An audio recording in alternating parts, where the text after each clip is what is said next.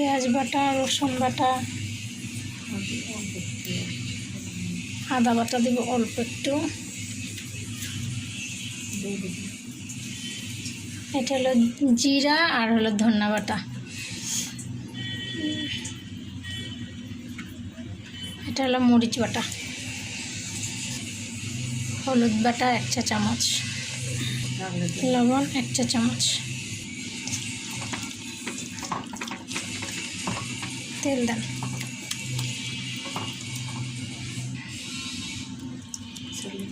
না, এমনি তো মাছের তেল আছে অনেক। মাছটা একটু ভালো করে মাখায় নিব।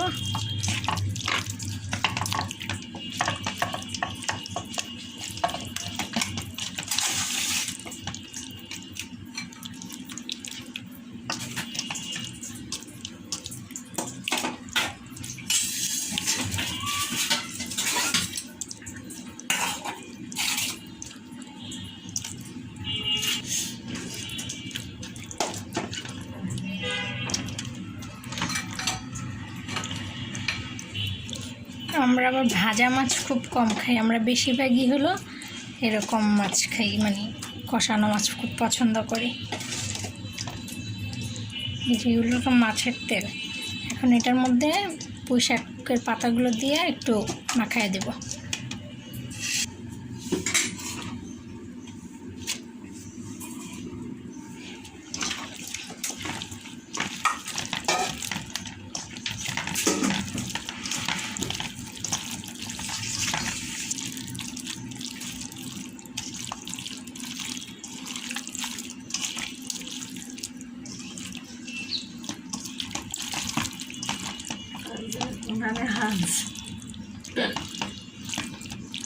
দেখার লেগে দেখবে যে মাছ, এখানে মাছ ইয়ে করতেছে না, এর জন্য। এই যে আমাদের পিকু সোনা, পুকু হইলো মাছের ঘ্রাণ পাইলে সে আর ঘরে ঘুম তার কোনো কিছুই থাকে না, সে গুম গুম করে চলে আসছে। মানে এখন জায়গা পায় নাই তো কোথাও দিয়ে ঢোকার, এই কারণে এই যে এই মরার এখানে এসে ঢুকে বসে আছে। যে মাখা হয়ে গেছে, এখন পরিমাণ মতো পানি দিয়ে বসাই দেব।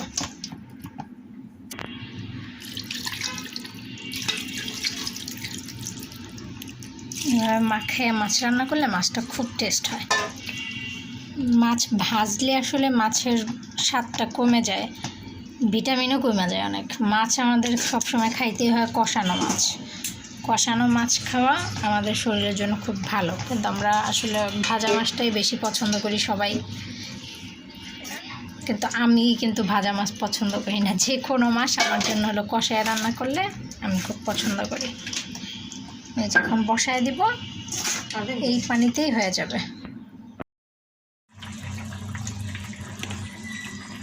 তরকারির কিন্তু কালার বোঝা যেতেছে না, কারণ এক সাইডে রোদ পড়ছে আর এক সাইডে রোদ নাই।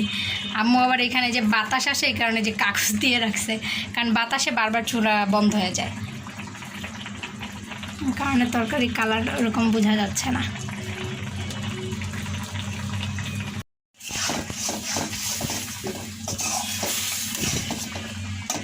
আমার তরকারি কিন্তু হয়ে গেছে।